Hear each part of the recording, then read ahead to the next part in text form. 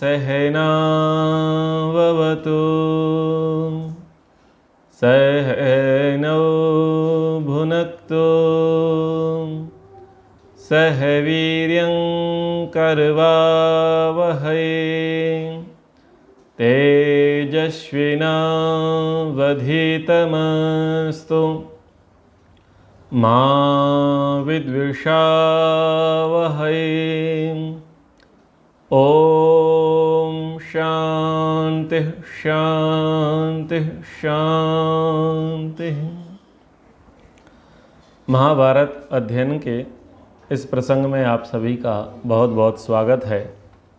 हम सभा पर्व को पढ़ रहे हैं और सभा पर्व में प्रसंग चल रहा है राजसूय यज्ञ का। राजसूय यज्ञ करने की अभिलाषा किसकी हुई है? युधिष्ठिर जी की हुई है। और पिछले प्रसंग में हमने जरासंध वध को पढ़ा था और श्री कृष्ण जी की नीति से किस प्रकार से बिना बड़े युद्ध हुए, बड़ी मारकाट हुए, युद्ध का परिणाम पांडवों के पक्ष में आया। आगे राजसूय यज्ञ के प्रसंग को बढ़ा रहे हैं। भीम, अर्जुन, नकुल और सहदेव खांडवप्रस्थ के चारों दिशाओं में गए हैं और चारों दिशाओं में जाकर के उन्होंने कई राजाओं को जीता और बहुत प्रकार का धन उन राजाओं से कर के रूप में वो लेकर के आए।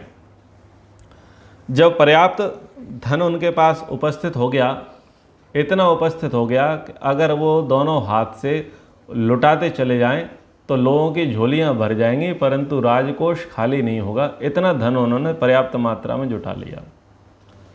जब सारे शत्रु शांत हो गए, सारी व्याधाएं समाप्त हो गई, अनुकूल समय भी आ गया और पर्याप्त धन भी आ गया, तब जाकर के उस महान कर्म को करने के लिए महाराज युधिष्ठिर प्रवृत्त होते हैं और संदेशा भिजवाते हैं श्री कृष्ण चंद्र जी को कि राजसूय यज्ञ किस प्रकार से करना है, तो उसकी कुछ योजना बनाते हैं। श्री कृष्ण चंद्र जी भी द्वारिका से अनेक प्रकार के स्वर्ण आभूषण, कोष खजाना, पर्याप्त अर्थ लेकर के महाराज युधिष्ठिर को राजसूय यज्ञ में भेंट करने के लिए आए।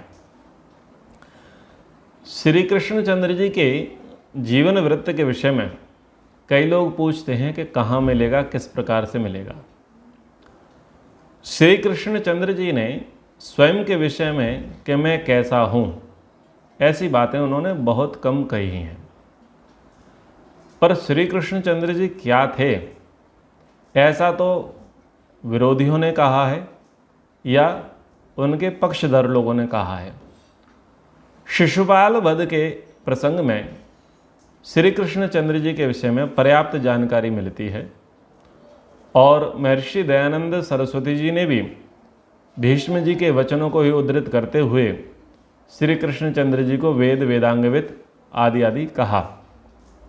तो बहुत अच्छी जानकारी यहाँ पर महाभारत के नायक श्री कृष्ण चंद्र जी के विषय में मिलेगी, तो उसको हम सुनेंगे, समझेंगे और किस प्रकार से लोग बीच में उपद्रव करते हैं, किस प्रकार से लोगों को अच्छा कार्य नहीं जचता, किस प्रकार से लोग उपद्रव फैलाते हैं, माहौल ख़राब करते हैं।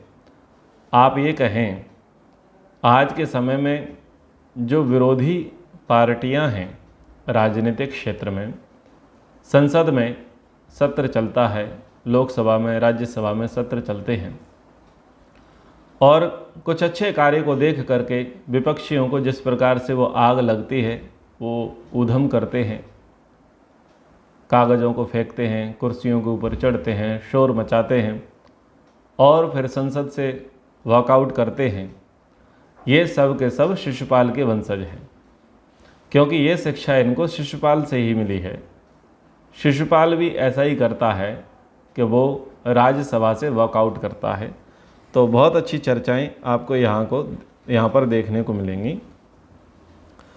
तो महाराज युधिष्ठिर के पास सभी लोग आ चुके हैं। द्रोणाचार्य आ चुके हैं, कृपाचार्य आ चुके हैं, धृतराष्ट्र आ चुके हैं, विदुर आ चुके हैं, संजय जी आ चुके हैं, पितामह भीष्म आ चुके हैं, दुर्योधन आ चुके हैं, उनके मामा आदि आ चुके हैं, शाल्व आ चुके हैं, शल्य आ चुके हैं, चेदिराद आ चुके हैं, और अनेक अनेक राज्यों से, जनपदों से महाराज आ चुके हैं, भगदत्त आ चुका है, अश्वत्थामा, ये सब लोग आ चुके हैं। और सबको अलग अलग काम दे दिया गया है, कार्य का आवंटन, कार्य का विभाजन किया गया। तो किस प्रकार से किया गया है वो थोड़ा समझने योग्य है। भज्य भोज्य आदि सामग्रियों की देखरेख तथा उसके बांटने परोसने की व्यवस्था का अधिकार दुशासन को दिया और ब्राह्मण के स्वागत सत्कार का भार अश्वत्थामा को दिया। यानी क्या बांटना है, क्या परोसना है, भोजन प्रबंध जो है दुशासन को दे दिया गया है, और ब्राह्मण आएंगे तो ब्राह्मणों को सत्कार करना, उनका वेलकम करने का कार्य अश्वत्थामा को दे दिया है। राजाओं की सेवा करने के लिए संजय को नियुक्त कर दिया गया है, और कितना काम हो चुका है, कितना काम बाकी है, तो ये सीनियर सिटीजन के लिए दिया जाता है, जो पूरा निरीक्षण परीक्षण करें। तो वो सीनियर सिटीजन हैं हमारे पितामह भीष्म और गुरु द्रोण, ये दोनों ही बड़े हैं। इन सब को पूरा मैनेजमेंट, फुल देख रेख, यानी जिसको बोलते हैं ना प्रबंधन, लीडिंग करना, क्या कार्य हो चुका है, कितना कार्य बाकी है, तो वो कुल वृद्ध व्यक्तियों को लगाया गया है।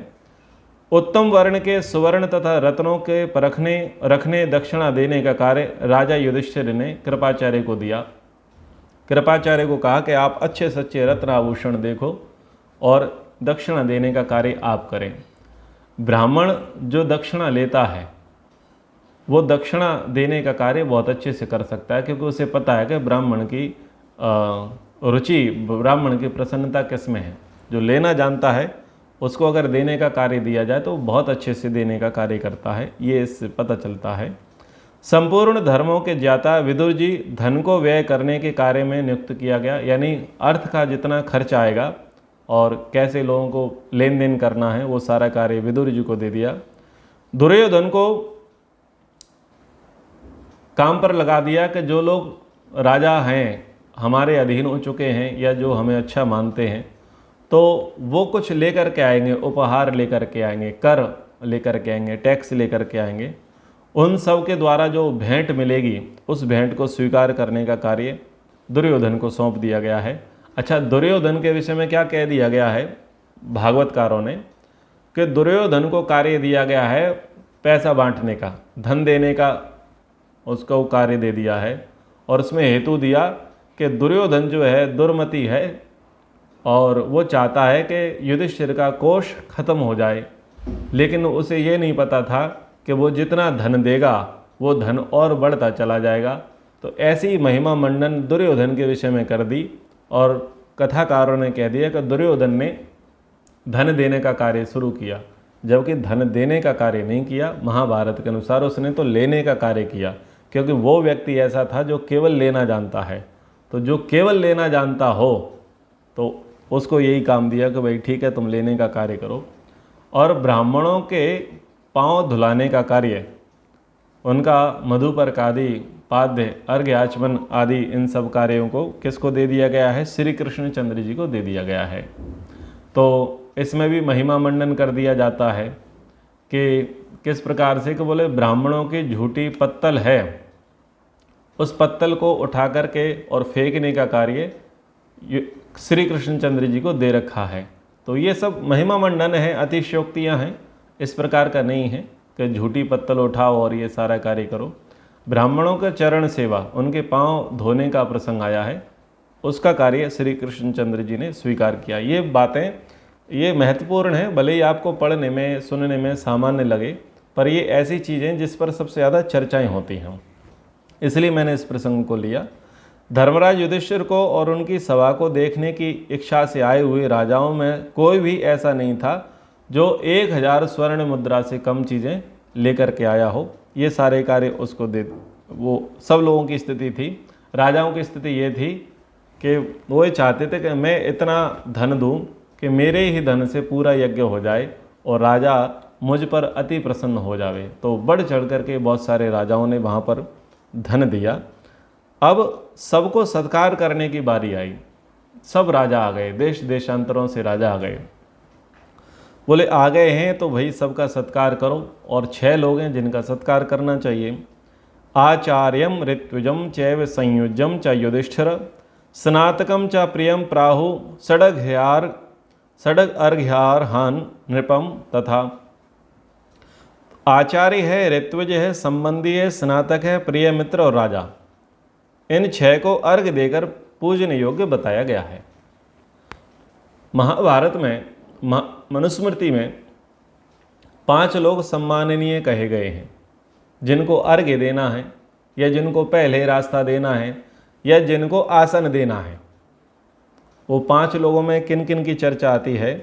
स्नातक की चर्चा आती है, स्त्री की चर्चा आती है, वृद्ध पुरुष की चर्चा आती है, राजा की चर्चा आती है, धनवान की चर्चा आती है या कुलवान की, इस प्रकार से चर्चाएं आती हैं।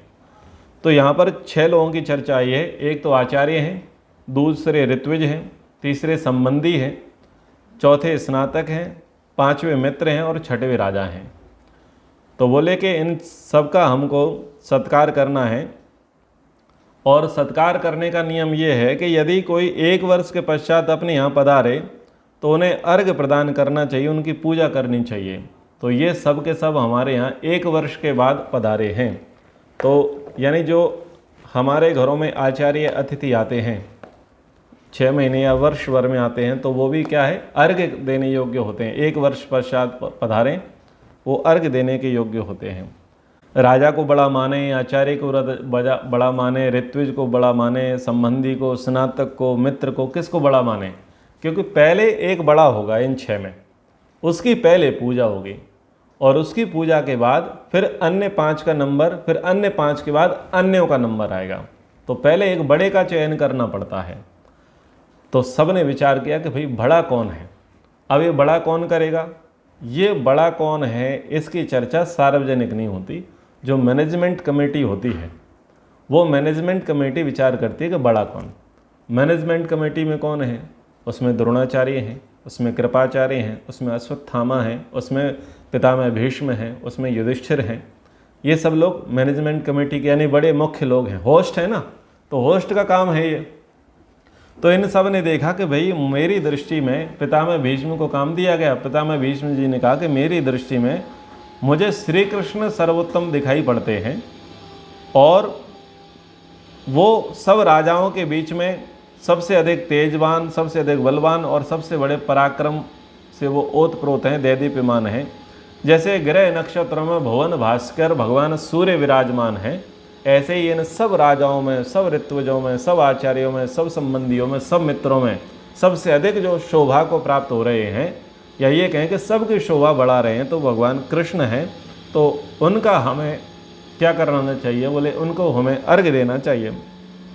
पितामह भीष्म की बात को सुनकर के इस अतिथि सत्कार की प्रक्रिया को आगे बढ़ाया सहदेव जी ने। सहदेव जी का कार्य था कि मुझे क्रमशः सबके चरण वंदना करनी है, यानी अर्घ्य, उनको यथा योग्य आसन देना, उनका पूजन सत्कार आदि करना, ये सारा कार्य करना है। तो अभी आपने देखा कि लाकरोड़ा में भी हमने एक अर्घ्य देने का कार्य किया, और जिसको हमने पितृतर्पण नाम से कहा था। तो अर्घ्य देना एक परंपरा रही है, हमारे जो श्रेष्ठ हैं उनका सम्मान करना चाहिए। जैसे ही श्री कृष्णचंद्र जी का सम्मान होने की बात आई और सहदेव जो है श्री कृष्णचंद्र जी को पहले टीका करने के लिए, पहले चरण धोने के लिए, पहले सम्मान करने के लिए आगे पहुँचे, तो सबसे ज़्यादा परेशानी जिसे हुई है उसका नाम है चेदिराज शिशुपाल। शिशुपाल ने कहा भरी सभा में कि आप लोग ये क्या कर रहे हैं? भाई अर्घ उसे देना है जो आचार्य हो, जो ऋत्विज हो, जो संबंधी हो, जो राजा हो। आप किसे अर्घ दे रहे हैं? भाई आप लोगों की तो बुद्धि मारी गई है। शिशुपाल कुछ आक्षेप करता है। यहाँ इन महात्मा भूपतियों के रहते हुए यह वृष्णिवंशी कृष्ण राजाओं की भांति राजोचित पूजा का अधिकारी कदापि नहीं हो सकता। यहाँ पर शिशुपाल जो है अनेक प्रकार के आरोप प्रत्यारोप श्री कृष्णचंद्र जी पर लगाता है, और आप देखना कि बहुत सारे आरोप बिल्कुल सही हैं, बहुत सारे आरोप बिल्कुल सही हैं, परंतु शिशुपाल का प्रस्तुतिकरण ठीक नहीं है। प्रस्तुतिकरण ठीक ना होने का सबसे बड़ा कारण है दुराग्रह।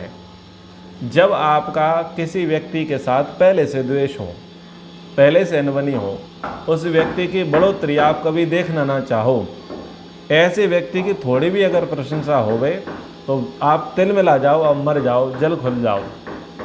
जैसे अपनी ममता दीदी हैं, तिल मिला जाती हैं, जल खुल जाती हैं। राहुल बाबा हैं, जल खुर जाते हैं। केजरीवाल जी हैं, जल खुर जाते हैं। तुरंत मिर्ची लगती है, कुछ भी अच्छा काम हो तुरंत मिर्ची लगती है। कुछ ऐसे मीडिया वाले लोग हैं, कुछ भी थोड़ा सा सनातन के संबंध में, भारत के संबंध में बढ़िया कार्य हो तो ये सबसे पहले उचकते हैं, शोर मचाते हैं। इनको परेशानी होती है। क्यों? सबका अपना अपना आग्रह है। कोई पुरानी टसन है, कोई पुरानी समस्याएं हैं। इनकी एक बहुत बड़ी पुरानी समस्या है। इनकी समस्या थी तो कुल से ही। वसुदेव जी के ये भांजे हैं शिशुपाल और कृष्ण जी वैसे ही संबंधी हैं जैसे ही ये लोग हैं, अर्जुन हैं और कृष्ण जी हैं। जैसे इनमें संबंध है वैसे संबंध उनमें भी है। कोई वो पराया नहीं, कोई बाहर का नहीं है। पर ये शुरू से वसुदेव जी से जलता था। वसुदेव जी राजसूया के अश्वमेध यज्ञ करना चाहते थे तो उसको विफल कराने में इसी का हाथ था। और इसका द्वेष, उसकी शत्रुता कृष्ण जी के साथ इसलिए अधिक बढ़ गई कि जरासंध ने विवाह का प्रस्ताव के लिए शिशुपाल का नाम चयन किया रुक्मी के सामने। और शिशुपाल का नाम चयन हो गया, शिशुपाल की तैयारी हो गई, शिशुपाल को निमंत्रण दे दिया गया। शिशुपाल बारात लेकर के चल पड़ा। इधर रुक्मणी देवी जी ने कहा कि भाई हम शिशुपाल को पसंद नहीं करते, हम तुम्हें पसंद करते हैं। इन्होंने अपना प्रेम निवेदन भेज दिया। तो श्री कृष्णचंद्र जी देवी रुक्मणी को ले आए। बोले ठीक है, तुम्हारी हमारे साथ इच्छा है तो हम तुम्हें ले आते हैं। इधर ये भाई साहब दूल्हा बन करके पहुँचे और दुल्हन गायब हैं। तो इनको टसन और ज़्यादा थी, इनको तकलीफ और ज़्यादा थी। ठीक है ना। तो इसलिए दुराग्रही बहुत था। तो फिर ये कृष्ण जी का सम्मान ये क्यों सहन कर पाता। तो कुछ बातें कहता है। महात्मा पांडवों के लिए विपरीत आचार कदापि उचित नहीं। पांडु कुमारों, तुमने स्वार्थवश कमल नयन कृष्ण का पूजन किया है। पांडवों, तुम अभी बालक हो, तुम्हें धर्म का पता ही नहीं, क्योंकि धर्म का स्वरूप तो बहुत सूक्ष्म है। ये गंगानंदन भीष्म तो अब बूढ़े हो गए हैं और इनकी स्मरण शक्ति भी अब मारी गई है। इनकी समझ बूझ तो बहुत कम हो गई है। अरे तुमको धर्म समझ में नहीं आता, धर्म तुमको मैं बताता हूँ। ये कृष्ण जो है ये यदुवंशी है, यादव है, ग्वाला है, राजा नहीं है। और राजा को अर्घ दिया जाता है। ये तो राजहीन व्यक्ति है। फिर समस्त भूपालों के रहते हुए तुमने हम सब राजाओं के बीच में से जो राजा नहीं है उसको पूजा का अधिकारी क्यों माना? अरे तुमने हमको सम्मान के लिए बुलाया या तुमने हमें अपमान के लिए बुलाया? अगर तुम ये सोचो कि साहब ये बड़ा है तो बड़े तो इनके पिता वसुदेव हैं, तो अगर पूजा करनी थी तो इनके पिता वसुदेव की कर लेते, पर तुम बेटे की पूजा कर रहे हो। निश्चित रूप से पांडवों तुम्हारी मति तो मारी गई है। अगर तुम ये कहते हो कि भाई ये तो आचार्य है, तो भाई इस सभा में, इस भूमंडल में आचार्यों में शिरोमणि तो जो है द्रोणाचार्य हैं, और द्रोणाचार्य के रहते हुए तुम इसकी पूजा कर रहे हो। अगर तुम ये कहो कि साव ये ऋत्विज है, तो सब ऋत्विजों में ज्येष्ठ श्रेष्ठ आदरणीय तो भगवान व्यास हैं और वो भी इस सभा में मौजूद हैं। अरे उनके रहते हुए तुम इस ग्वाले कृष्ण की पूजा कर रहे हो। तो इस प्रकार से वो आरोप प्रत्यारोप उसने लगाए हैं, अपने तरीके से उसने बताए हैं। भाई किसकी पूजा करेंगे? राजा की करोगे, आचार्य की करोगे, ऋत्विज की करोगे? वो इसमें है ही नहीं।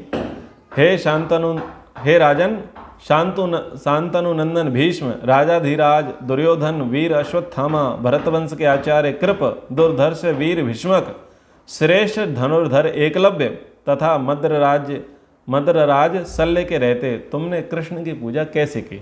अगर तुम ये सोचो कि ये बलवान है, ये शक्तिशाली है, ये महारथी है, ये प्रतापी है, तो सबसे पहले शांतनु नंदन भीष्म यानी पिता में भीष्म पहले हैं। अगर योद्धाओं की बात करो, फिर राजाधिराजा, सब राजाओं का राजा कौन? दुर्योधन, ये भी बलवान है, इसकी पूजा करो। अगर ये तुम्हें समझ में नहीं आता तो ब्राह्मण पुत्र वीर अश्वत्थामा, ये बड़ा बलवान है। भरतवंश में जो पैदा हुए आचार्य कृप, भले ही ब्राह्मण हैं पर ये भी बलवान है। और भीष्मक एक और व्यक्ति थे, और अगर तुम्हें धनुर्धारियों में श्रेष्ठ देखना है तो एकलव्य यहाँ पर उपस्थित है। भाई एकलव्य की तुम पूजा करो, विचार करने योग्य बात है। मैंने पिछले प्रसंग में एकलव्य की चर्चा करी थी कि एकलव्य को कैसे तटस्थ किया गया, और यहाँ पर एकलव्य को युधिष्ठिर जी ने राजसूय यज्ञ में आमंत्रित किया है, और वो कोई सामान्य हैसियत के साथ नहीं आया है, एक विशेष हैसियत के साथ, यानी वीआईपी एंट्री एकलव्य की हुई है। और उसका अनुमोदन कौन कर रहा है? शिशुपाल कर रहा है कि यदि धनुर्धारियों की चर्चा होती है तो आपको जो है एकलव्य को बुलाना चाहिए। एकलव्य यहाँ हमारे सामने है, उसका तुम्हें सम्मान करना चाहिए।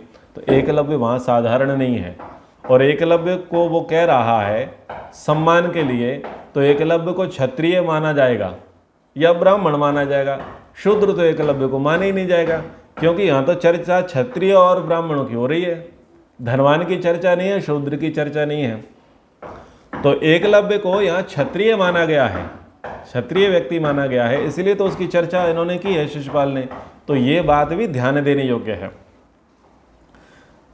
कह रहे हैं कि मधुसूदन ना तो ऋत्विज है, ना आचार्य है, ना ही राजा, फिर तुमने क्या सोच कर किसकी पूजा की? पूजा करनी चाहिए, क्या कामना है? यदि ये मधुसूदन ही तुम्हारा पूजनीय है और तुमको अगर इनकी ही पूजा करनी थी तो इस ढोंग को बखारने की आवश्यकता क्या थी भाई? हम राजाओं को बुलाने की क्या आवश्यकता थी? हमारा अपमान कराने के लिए क्या तुमने हमें बुलाया है? तो ये सारी चीज़ें ठीक नहीं हैं।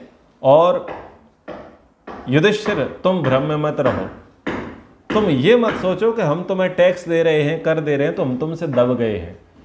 हम तो इसलिए टैक्स दे रहे हैं कि तुम धर्माचरण में हम सबसे श्रेष्ठ हो, ज्येष्ठ हो, और तुम सम्राट बनो, ये हमारे लिए प्रसन्नता की बात है, बाकी हम तुमसे दबे नहीं हैं। तो ये बात भी शिशुपाल कहता है। और कहता है कुंती के पुत्र तो कायर हैं। अब किसको बोल रहा है? अब सीधा कृष्ण जी को बोल रहा है। अभी तो सब सभा के लोगों को बोला, अब कृष्ण जी को टारगेट किया जा रहा है, और टारगेट कितने बहुत अच्छे तरीके से किया जा रहा है, ये चीज़ें सीखने की योग्य हैं कि कुंती के पुत्र तो कायर हैं, डरपोक और तपस्वी हैं। कायर, डरपोक, तपस्वी। तपस्वी यानी भगोड़े भागते रहते हैं, जंगल में छुप के रहे, यहाँ रहे वहाँ रहे, सहनशील है, लड़ाई नहीं करते, युद्ध में प्रवृत्त नहीं होते। इन्होंने तुम्हें ठीक ठीक ना जानकर तुम्हारी पूजा कर दी, तो तुम्हें तो समझना चाहिए था कि तुम पूजा के अधिकारी नहीं हो। ये तो ना समझ थे, पर तुम तो जानते थे कि तुम पूजा के योग्य नहीं हो। इन कायरों द्वारा उपस्थित की हुई इस अग्र पूजा को उसके योग्य ना होते हुए तुमने कैसे स्वीकार लिया? तुम्हें खुद पता होना चाहिए कि मैं इसके योग्य नहीं हूं, फिर तुमने कैसे स्वीकार लिया? जैसे कुत्ता एकांत में चूकर गिरे हुए थोड़े से घी को चाट ले और अपने को धन्य मानने लगे, वैसे ही तुम अपने लिए अयोग्य पूजा स्वीकार करके अपने आप को बड़ा मान रहे हो। यानी कुत्ते की संज्ञा, कुत्ते की उपमा श्री कृष्ण जी को दे दी। बोले कुत्ता कहीं साइड में थोड़ा सा मिल जाता है तो खा करके धन्य मान लेता है। तुम्हें कोई पूछता तो है नहीं, तुम आचार्य नहीं, तुम ऋत्विज नहीं, तुम राजा नहीं, तुम योद्धा नहीं, तुम कुछ भी नहीं। और ये तो लोग मूर्ख हैं, तुम्हारी इन्होंने पूजा कर ली, तुम पूजा के लिए तैयार हो गए, माला उड़ने के लिए तैयार हो गए। तो सोचना चाहिए भाई, तुमने कुत्तों जैसी स्थिति अपनी बना रखी है। कठोर वचन है। तुम्हारी इस अग्र पूजा से हम राजा अधिकारियों का अभिमान नहीं होता, परंतु ये कुरुवंशी पांडव तुम्हें अर्घ प्रदान कर वास्तव में तुम्हें ठग रहे हैं। तुम्हें क्या लगता है कि तुम्हें अर्घ देने से हम जितने सारे राजा, इनका अपमान है ना? हमारा अपमान नहीं है भाई, तुम खुद ठगे जा रहे हो। तुम्हें ठग लिया गया है। तुमको लग रहा है कि तुम राजा हो, और तुमने मान भी लिया कि हम राजा हैं। तो जैसे नपुंसक का विवाह रचाना, अंधे को रूप दिखाना, उसका उपहास करना ही है, वैसे ही तुम जैसे राज्यहीन की यह राजाओं के समान पूजा भी विडंबना की बात है। कितने कठोर वचन बोलता है। नपुंसक व्यक्ति का विवाह रचा दो, अंधे को रूप दिखा दो, बोले देखो बताओ कैसा कलर दिख रहा है। तो जैसे वो लोग उपहास के पात्र होते हैं, ऐसे ही तुम राज्यहीन व्यक्ति हो और राज्यहीन व्यक्ति को राजा मान लिया, तो निश्चित रूप से ये तो तुम्हारे लिए दुख की बात है। मुझे तो तुम पर शर्म आती है या तुमको देख करके दया आती है। कृष्ण, ये तुम्हारे साथ क्या हुआ? तुम भी ठगे गए, तुम भी लूटे गए। तो बहुत अच्छे प्रकार से शिशुपाल ने क्या किया, एक बढ़िया वातावरण बनाया और सबको आड़े हाथ उसने ले लिया है। अब चूंकि शिशुपाल ने प्रतिकार किया है, एक सर्वसम्माननीय पूजनीय व्यक्ति है, उस पर उसने आक्षेप दिया है, तो अब लोगों का दायित्व है, कर्तव्य है कि उस आक्षेप का प्रतिकार करें। हमारे भारत में संसद का निर्माण हुआ, नई संसद का निर्माण हुआ तो उसमें सेंग्विन की स्थापना करी गई। स्तंभ था जिसको राजदंड कहा जाता है। उस राजदंड की जब स्थापना करने की बात आई तो बहुत सारे लोगों ने उपद्रव मचाना शुरू किया और फिर उसकी पूजा पर भी आरोप प्रत्यारोप लगाया। तो जो विपक्षी लोग हैं उनका काम है, आखिर वो शिशुपाल के वंशज हैं तो वो अपना काम करेंगे। पक्षियों को आवश्यकता है, सत्ताधारियों को आवश्यकता है कि वो उसके पक्ष में अनुकूल उत्तर दें, तुरंत उत्तर दें और वाजिब कठोर उत्तर दें। ऐसे ही विरोध किया गया था राम मंदिर की पूजा को लेकर के, उसके उद्घाटन को लेकर के, प्राण प्रतिष्ठा को लेकर के कि भाई ये क्यों कर रहा है, कोई और क्यों नहीं कर रहा है। तो विपक्षियों का काम है आरोप प्रत्यारोप करना, सत्ता पक्षियों का काम है कि उसका प्रत्युत्तर देना। महाभारत 5000 वर्ष पहले नहीं हुई, महाभारत तो निरंतर रूप से चली रही है। महाभारत के विषय में जो बात कही थी, क्या कही थी कि जो यहाँ इस शास्त्र में है वही सब जगह है और जो इस शास्त्र में नहीं है वो कहीं नहीं है। तो अब आप सोचो, ये जो उपद्रव, ये जो झगड़ा है, जो राजसूय यज्ञ के प्रसंग में घटा है, ये घटा जो महाभारत में था, ये आज भी घट रहा है, बहुत जगह घट रहा है। जहाँ भी किसी को मंच देने की बात आती है, सम्मान देने की बात आती है, कोई परमवीर चक्र, पद्मश्री, पद्म भूषण, भारत रत्न आदि देने की बात आती है, तो ऐसा तो होता ही है कि जो विपक्षी होते हैं, तो जो भी रहें, आज सत्ता पक्ष में बीजेपी है, कल पहले विपक्ष में थी और आगे वो विपक्ष में होगी, तो विपक्षियों का काम ही होता है आरोप प्रत्यारोप करना और सत्ता पक्ष का कार्य होता है कि उनका ठीक ठीक जवाब देना। अब आरोप भी किसके सामने लगता है? सब प्रजा के सामने लगता है। और आरोप पर प्रत्यारोप या आरोपों का जो जवाब है वो भी किसके सामने होता है? सार्वजनिक जनता पर होता है। कौन अच्छा है कौन बुरा है ये आरोप वाला तय नहीं करेगा, या आरोप के उसने जिसने उत्तर दिए वो तय नहीं करेगा, तय तो करेगी जनता। जनता दोनों को देखेगी किसके आर्गुमेंट कैसे हैं, किसके तर्क कैसे हैं, किसका इतिहास कैसा है। तो जनता यहाँ पर कौन है? जनता हम हैं जो इस आरोप प्रत्यारोप को सुन रहे हैं और जनता के भी अपने अपने मत हैं। जो समर्थक जनता होगी वो उस आरोप को उस प्रकार से लेगी, जो विरोधी जनता होगी वो उसको उस प्रकार से लेगी। लेकिन जनता मुख्य होती है। सारी डिबेट जो है टीवी चैनल्स पर क्यों दिखाई जाती है? ताकि जनता इन बातों को समझे कि इनका ये मानना है, इनका ये मानना है। लोकसभा की कार्यवाही, राज्यसभा की कार्यवाही टीवी पर क्यों दिखाई जाती है? ताकि आपको पता चले कि आपके जो राजा लोग हैं, ये विधायक सांसद कौन है? राजा हैं। आपके जो राजा लोग हैं किस प्रकार का व्यवहार करते हैं, किस प्रकार का आरोप प्रत्यारोप करते हैं, ताकि आपको पता चले कि आपने जिनको चुन के भेजा है वो कितने योग्य हैं और कितने अयोग्य हैं, कितने आपके हित में बातें कर रहे हैं और कितने आपके हित के खिलाफ जा रहे हैं। तो आपका दायित्व है। अब यहाँ पर भी दायित्व निभाया जाता है और उसका उत्तर देने का प्रयास किया जाता है। तो होता क्या है, शिशुपाल अब यहाँ पर बायकॉट करता है और बायकॉट करते हुए कुछ लोगों को अपने साथ ले लेता है, माहौल बना लेता है। तो जो सस्ती लोकप्रियता वाले लोग होते हैं, सस्ती लोकप्रियता वाले लोग आज भी होते हैं, छोटे भैया होते हैं, तो ऐसे सस्ती लोकप्रियता वाले लोगों को उसने वहाँ साथ में मिला लिया। जिनकी छोटी छोटी महत्वाकांक्षाएँ थीं उनको साथ में मिला लिया और उनके साथ वो बायकॉट यानी राज्यसभा को छोड़ करके वो बाहर जाने लगा। तो युधिष्ठिर आते हैं और उसको पकड़ लेते हैं, भाई क्यों जा रहे हो, आपको ऐसे नहीं जाना चाहिए। और जिसका हमने सर्वसम्मति से सम्मान के लिए जिस व्यक्ति को चुना गया है, आपने जिस प्रकार से निरादर किया है, ये कदापि आपके लिए उचित नहीं है। आपको बुरा लगा है, ऐसा नहीं है, औरों को भी बुरा लगा होगा, पर जैसे अन्य लोग सहन कर रहे हैं वैसे आप लोगों को भी सहन करना चाहिए। यहाँ पर क्या नियम बनता है?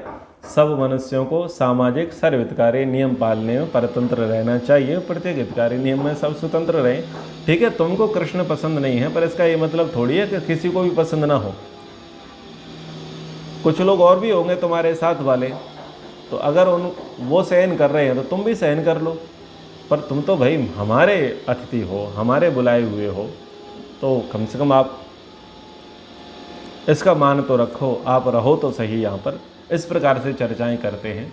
तो इसके प्रत्युत्तर में पितामह भीष्म सबसे पहले उत्तर देते हैं, क्योंकि वो सबसे बड़े हैं, और कृष्ण जी की प्रशंसा के विषय में और शिशुपाल के प्रश्नों के उत्तर के विषय में वो कहते हैं, नास्मे देयो हि अनुनयो नायम अर्हति सांत्वनम लोक वृद्ध तमे कृष्णे यो अर्हणा नाभिमन्यते।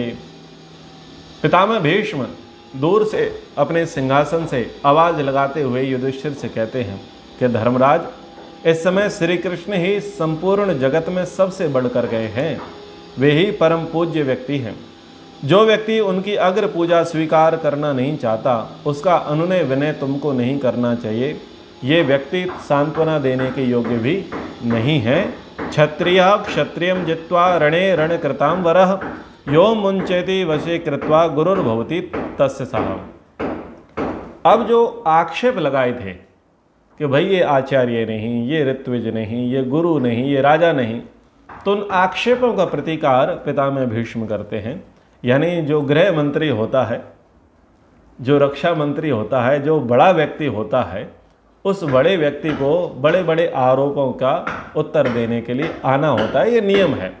विपक्ष के लोग बोलते हैं ना कि हम संसद चलाना चाहते हैं, चर्चा चाहते हैं, लेकिन प्रधानमंत्री आए, वो आए पहलगांव की घटना को लेकर के आए, वो एनआरसी पर बोलें, वो 3 तलाक पर बोलें, वो जिहाद पर बोलें, और वो मिजोरम मेघालय तरफ जो हुआ घटना घटी वो उस पर आकर के बोलें। तो किसी बड़े व्यक्ति को आकर के बोलना होता है।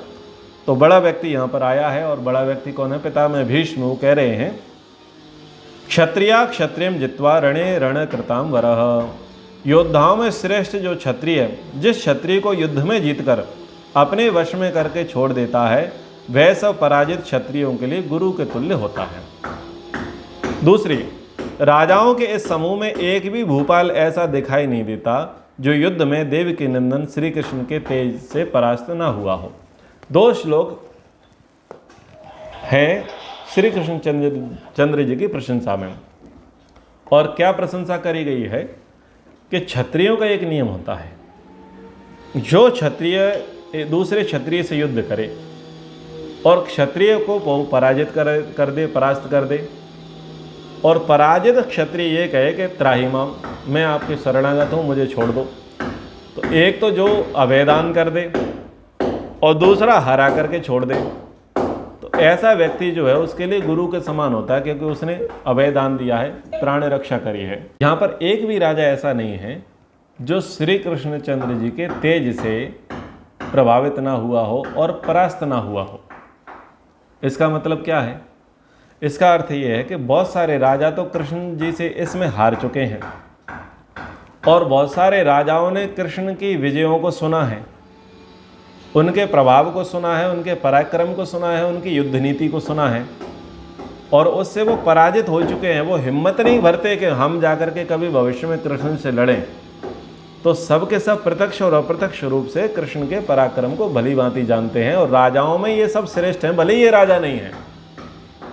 भाई ये राजाओं में श्रेष्ठ क्यों है? क्योंकि ये किंग मेकर है, किंग नहीं है। शिशुपाल को समस्या है कि ये किंग क्यों नहीं है, पर पितामह भीष्म कह रहे हैं कि भाई ये किंग क्यों होगा? क्योंकि ये किंग मेकर है। जितने भी राजा लोग बैठे हैं सबको पता है कि ये व्यक्ति कौन है। ये वो है जो राज सत्ताओं के तख्ता को पलट कर दे, अयोग्य व्यक्तियों को सत्ता से दूर कर दे। इतने सारे देशों पर इसने आक्रमण किया, लेकिन किसी देश को इसने लूटा नहीं। इतने देशों के राजाओं को इसने बनाया, इसके आशीर्वाद से बहुत सारे लोग राज्य कर रहे हैं, लेकिन कभी भी राज्य गद्दी पर बैठा नहीं। बोले किंग मेकर कभी किंग नहीं बनता, और यही उसकी बड़ी बात है। इसलिए ये जो है गुरु के समान है। अतः हम अन्य वृद्ध पुरुषों के होते हुए भी श्री कृष्ण की पूजा करते हैं, दूसरों की नहीं करते। राजन, तुम्हें कृष्ण के प्रति वैसी बातें अपने मुंह से नहीं निकालनी चाहिए थी जैसी तुमने निकाली, ये बातें ठीक नहीं। चेदिराज, अपना संबंधी होने के कारण अथवा किसी उपकार के कारण हम इनकी पूजा नहीं कर रहे। दूसरा हेतु होता है संबंधी। ये सभी प्राणियों को सुख पहुंचाने वाले हैं और बड़े बड़े संत महात्माओं ने इनकी पूजा की है, इसलिए हम इनकी पूजा कर रहे हैं। सबसे बड़ा संबंधी कौन? सबसे बड़ा संबंधी है जो प्राणियों के हित में लगा रहे। जो परोपकारी व्यक्ति है ना, वो सबसे बड़ा संबंधी होता है। जिनके साथ हमारे रक्त संबंध होते हैं, गोत्र संबंध होते हैं या जाति संबंध होते हैं, वो लोग कुछ हद तक हमारे सहयोगी होते हैं और कुछ हद तक हमारे सहयोगी नहीं होते। कुछ हद तक वो हमको सुख पहुंचाते हैं और कुछ हद तक हमको सुख नहीं पहुंचाते। लेकिन एक व्यक्ति ऐसा है जो परिचित से लेकर के अपरिचित तक, एक सामान्य प्राणी से लेकर के एक बड़े विशालकाय प्राणी तक, जो शूद्र से लेकर ब्राह्मण पर्यंत सभी प्राणियों को सुख पहुंचाने का जिसका ध्येय है, वो वास्तविक संबंधी है। ये संबंधी की एक अपनी डेफिनेशन, एक अलग ही व्याख्या पितामह भीष्म ने करी है। यानी जो परोपकारी व्यक्ति है, जो समाज सेवक व्यक्ति है, जो धर्म और राष्ट्र की रक्षा में जो व्यक्ति लगा हुआ है, वो हमारे ब्लड रिलेशन से, हमारे गोत्र संबंधों से, हमारे अर्थ संबंधों से वो सबसे ज़्यादा बड़ा होता है, सर्वोपरि होता है। आगे कह रहे हैं, हम इनके यश, शौर्य और विजय को भली भांति जानकर इनकी पूजा कर रहे हैं। यहाँ बैठे हुए लोगों में कोई छोटा सा बालक भी ऐसा नहीं है जिसके गुणों की हम लोगों ने पूर्णतः परीक्षा न करी हो। देखिए, अर्घ्य देने का प्रसंग था। बहुत सारे राजा हैं और बहुत सारे राजाओं में से प्रधान व्यक्ति को चुना जाएगा, यानी गणेश किसे माना जाए, मुख्य किसे माना जाए, जिसका पहला पूजन हो। तो उसके लिए जो कमेटी है उसमें बड़े लोग कौन हैं? कृपाचार्य हैं, द्रोणाचार्य हैं और पितामह भीष्म हैं, विदुर भी हैं। ये लोग कैसे हैं? एक तो दीर्घजीवी हैं, सबसे अधिक वृद्ध हैं, सबसे ज़्यादा दुनिया इन्होंने देखी है और सबसे ज़्यादा धर्म और नीति के जानकार हैं। इन्हीं के आगे बहुतों के जन्म हुए और बहुतों की मृत्यु हो गई। इतने बड़े लोग हैं और ये क्या कह रहे हैं कि जितने भी लोग हैं, ऐसा कोई भी व्यक्ति नहीं है जिसके हमने गुणों की परीक्षा न करी हो। यानी अगर किसी व्यक्ति का सम्मान करना है, अर्घ्य देना है, तो गुणों की परीक्षा पूर्वक करें। अब ये कितनी बड़ी साक्षी दे रहे हैं पितामह भीष्म कि हमने जन्म से लेकर के वर्तमान तक इनके गुणों की परीक्षा कर ली। ना केवल इनके गुणों की परीक्षा की है, बल्कि जिन जिन को पहले अर्घ्य देना चाहिए था, उन सबके गुणों की परीक्षा करके हमने ये पाया कि सर्वगुण संपन्न श्री कृष्ण चंद्र हैं। भाई, बहुत सोच विचार करके हमने इनको अर्घ्य के रूप में स्वीकार किया है। ये जो श्लोक है, ये श्लोक बहुत प्रसिद्ध है और सबको याद रखने योग्य है। वेद वेदांग विज्ञानम बलम चा भेदिकम तथा नृणाम लोके ही को अन्यो अस्ति विशिष्टा केशवाद ऋते दानम दाक्षम श्रुतम शौर्यम ह्री कीर्ति बुद्धि उत्तमा सन्नति श्रीर धृति तुष्टि पुष्टिश्च नियताच्युते। तो ये श्री कृष्णचंद्र जी के सम्मान में ये बातें पितामह भीष्म ने कही हैं कि इनमें वेद वेदांगों का ज्ञान तो है ही, बल भी सबसे अधिक है। श्री कृष्ण के सिवा इस युग के संसार में मनुष्यों में कोई दूसरा व्यक्ति इनसे बढ़ करके नहीं है।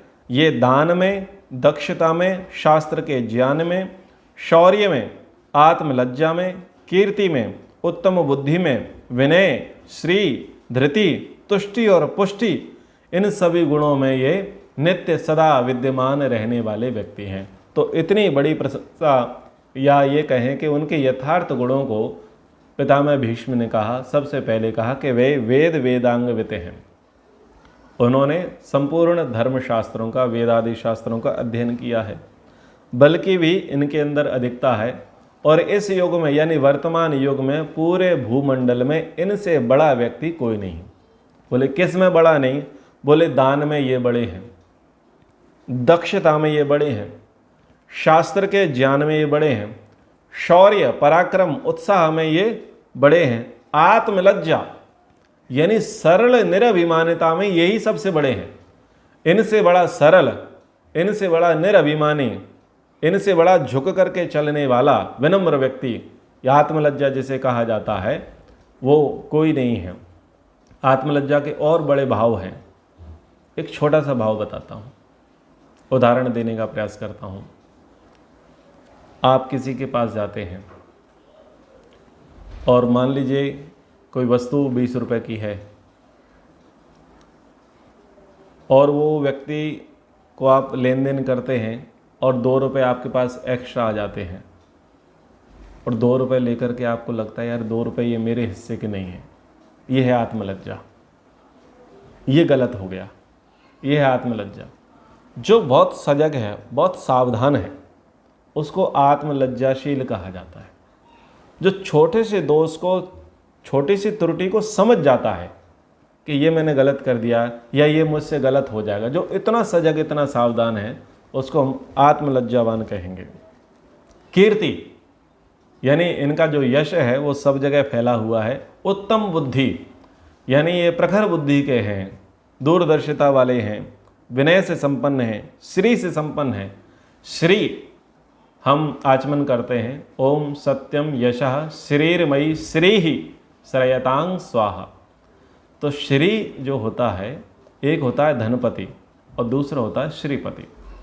धनपति लोग बहुत हैं पर श्रीपति लोग बहुत कम होते हैं। श्रीपति और धनपति में अंतर ये होता है कि धनवान जो है वो किसी भी प्रकार से इनके इन प्रकार धनवान बन जाता है। वो नंबर 1 की कमाई भी हो सकती है, 2 की भी हो सकती है, कैसे भी करके वो धनवान बन जाता है। श्रीपति का ये लक्षण होता है कि उसकी पवित्र कमाई होती है और वो धन का धर्मार्थ प्रयोग सर्वाधिक करता है, उसको श्रीपति कहते हैं। और धन का जिसे अभिमान नहीं होता उसको श्रीपति कहा जाता है। तो ये है श्रीपति। धृति धैर्य की मूर्ति, साक्षात मूर्ति हैं। ये हाइपर नहीं होते, ये बहुत देर तक चीज़ों को सोचते हैं, विचारते हैं, तराजू पर तोलते हैं और फिर ये उत्तर देते हैं। ऐसे धृतिमान हैं। तुष्टि और पुष्टि ये गुण भी इनके अंदर विद्यमान हैं। ऋत्विग गुरुस तथा आचार्य स्नातको नृपति प्रिय सर्वम एतद ऋषिकेश तस्मात् अभ्यर्चितो अच्युतः। श्री कृष्ण हमारे ऋत्विज भी हैं, हमारे गुरु भी हैं, हमारे आचार्य भी हैं, स्नातक भी हैं, राजा भी हैं और हमारे प्रिय मित्र भी हैं। सब कुछ है, इसलिए हम इनकी पूजा कर रहे हैं। तो ये पितामह भीष्म ने उत्तर दिए हैं। कौन से? जो आक्षेप लगाए हैं शिशुपाल ने। अब शिशुपाल और भी आगे आक्षेप लगाएंगे, उन अन्य आक्षेपों का भी प्रतिकार होगा और उस विषय की भी चर्चा करी जाएगी कि बुआ ने कहा था भैया मेरा बेटा 100 गालियाँ दे तो माफ़ कर देना। तो उस प्रसंग की भी काट छांट यानी खंडन मंडन बताया जाएगा, उसको भी समझाने का प्रयास किया जाएगा। और किस पॉलिसी से शिशुपाल का वध हुआ जिसके विषय में मैंने आपको बताया कि उस पॉलिसी को आगे जाकर के किसने स्वीकारा था? औरंगजेब ने माना था और अपने भाई को उसने मरवा दिया था और स्वयं सत्ता पर बैठ गया था, यानी गलत अर्थों में उसने उसका प्रयोग किया था। ऐसे कृष्ण नीति के बहुत सारे उदाहरण यहीं से आपको मिलेंगे कि कौन कौन लोग विशेष परिस्थितियों में श्री कृष्णचंद्र जी को फॉलो करके और आगे बढ़ता है। अभी के लिए प्रसंग को विराम। ओ